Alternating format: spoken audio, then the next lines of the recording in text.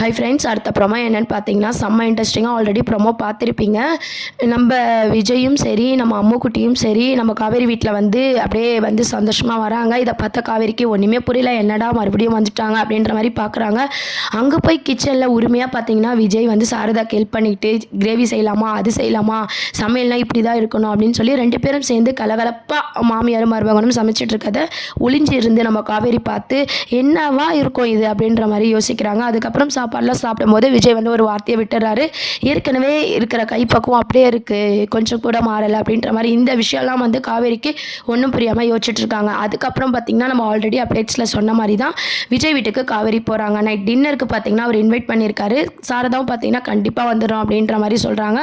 விஜய் வீட்டுக்கு பார்த்திங்கன்னா காவேரியும் அவங்க அம்மாவும் பார்த்திங்கன்னா டின்னருக்கு போகிறாங்க. அங்கே தாத்தா நம்ம காவேரியை பார்த்து கில்ட்டி ஃபீலிங்ஸ், அதாவது 5 வருஷம் இவங்களை பிரிச்சுட்டுமே அப்படின்ற மாதிரி அவர் ரொம்பவே ஃபீல் பண்ணிட்டு இருக்காரு. சித்தி, சித்தப்பா, தாத்தா எல்லாருமே பார்த்தீங்கன்னா காவேரி அம்மா கிட்ட பேசிகிட்டு இருக்காங்க. ஆனாலும் சித்தப்பாக்கு பார்த்தீங்கன்னா காவேரி வந்தது பிடிக்காத மாதிரியான சீன்ஸை தான் காட்ட போகிறாங்க. அங்கே வந்து எல்லாரும் வந்து ஃபுட்டெல்லாம் சாப்பிட்டுட்டு இருக்கும்போது செமையாக இருக்குல்ல அப்படின்னு சொல்லும் போது அம்மு என்ன சொல்கிறாங்கன்னா, இது எங்கள் டேடி தான் சமைச்சாங்க அப்படின்ற மாதிரி சொல்கிறாங்க. உங்கள் டேடி நல்லா சமைக்கிறாரு அப்படின்ற மாதிரி வந்து காவேரி வந்து பாராட்டுறாங்க. இதெல்லாம் பார்த்த விஜய் ரொம்பவே சந்தோஷப்படுறாரு. அதுக்கப்புறம் வீட்டெல்லாம் சுற்றி காட்டும் போது அம்மு ரூம்ஸை பார்த்து எங்கள் டேடி எனக்கு பிடிச்ச மாதிரி எல்லாம் பண்ணியிருக்காங்க, ஆனால் எனக்கு எங்கள் அம்மா மட்டும் தான் இன்னும் காட்டலை அப்படின்றத வந்து சொல்கிறாங்க.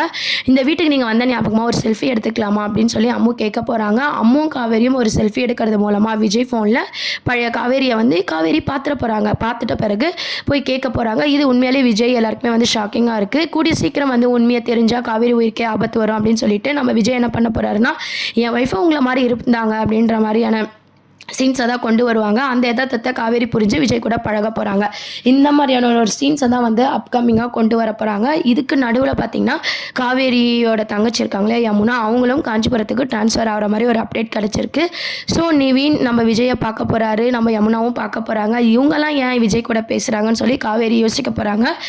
காவேரிக்கு உண்மையை தெரிஞ்சால் உயிருக்கே ஆபத்துன்ற விஷயம் இப்போ சித்தப்பாக்கு தெரிஞ்சதுனால சித்தப்பா பசுபதிக்கு கன்வே பண்ண போகிறாரு. பசுபதி கூடிய சீக்கிரம் நம்ம காவேரி கிட்ட எல்லா உண்மையும் சொல்லி காவேரி எதனா பண்ணணும் அப்படின்னு சொல்லி யோசிக்க போகிறாங்க. இது மூலமாக தான் காவேரிக்கு உண்மை தெரிகிற மாதிரி காட்ட போகிறாங்க. அது வரைக்கும் பார்த்தீங்கன்னா நம்ம விஜய் வந்து தொடர்ந்து இந்த ஜாலியாக பழைய விஜயா வந்து காவேரிக்கு அந்த லவ், இந்த சமைச்சு கொடுக்கறது, கேரிங்காக பார்த்துக்கிறது, இந்த மாதிரியான சீன்ஸ் எல்லாம் கொண்டு வர போகிறாங்க.